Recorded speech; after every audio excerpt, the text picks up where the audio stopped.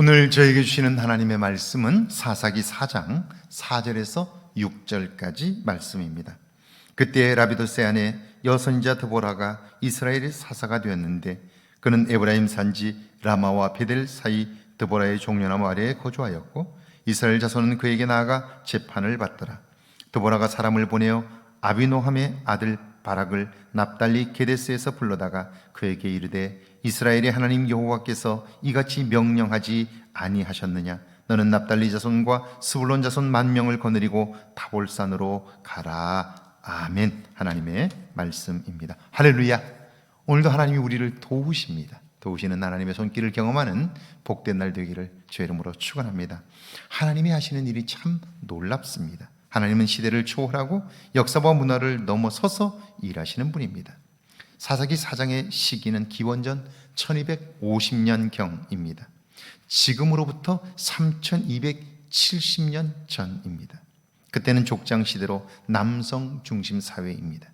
여성은 사회적 활동이나 역할을 감당할 수 없었고 가정에 머물러 있었습니다.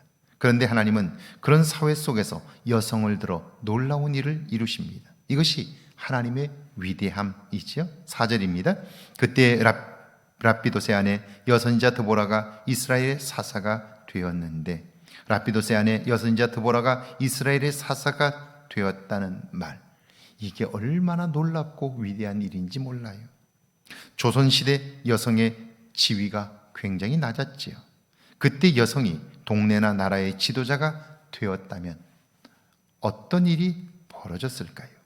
남자들이 그의 권위를 인정하지 않을 뿐 아니라 그 일도 가능하지 않았을 거예요. 그런데 대략 3000년 전에 이런 일을 하나님이 행하셨어요. 놀랍고 놀라운 일이죠.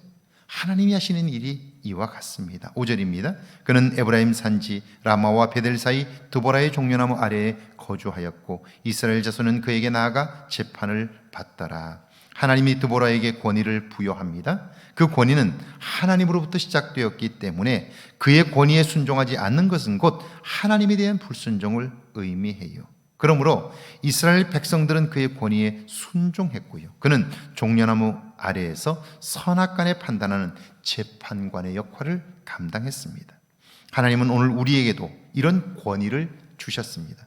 그리고 세상에서 옳고 그른 것의 기준을 밝히고 그 기준을 따라 행하라고 말씀합니다. 오늘 내가 그 권위 아래 순종하고 그 권위를 따라 살게 될 때 하나님은 우리를 통해 우리가 상상하지 못하는 일들을 이루시는 거예요. 6절입니다. 드보라가 사람을 보내어 아비노함의 아들 바락을 납달리 게데스에서 불러다가 그에게 이르되 이스라엘의 하나님 여호와께서 이같이 명령하지 아니하셨느냐? 너는 납달리 자손과 스불론 자손 10,000명을 거느리고 다볼산으로 가라. 지금 이스라엘은 가나안 왕 야빈으로 인하여 그 땅의 식민지로 살고 있습니다. 20년 동안 그런 삶을 살면서 하나님께 도움을 구했고요. 하나님은 이제 드보라를 사사로 세워 그들과의 전쟁에 관여하셔요. 드보라가 이스라엘 자손들을 향해 명령합니다. 바라가 너는 지금 납달리 자손과 스불론 자손 10,000명을 거느리고 다볼산으로 가라. 가나안 왕 야빈과의 전쟁을 위해 그녀는 하나님께 물었고 하나님의 명령을 따라 그대로 순종하고 행합니다. 하나님께서 그를 사용하신 이유가 여기에 있습니다. 하나님은 남성이나 여성이냐, 배운 자냐 못 배운 자냐, 가진 자냐 없는 자냐 그렇게 구분하시는 분이 아니고요. 하나님은 하나님의 사람을 사용하실 때 그가 정말 순종하는 자냐 아니면 내 말에 불순종하는 자냐, 이것으로 하나님의 사역에, 하나님의 역사에 구분을 하게 되는 거예요.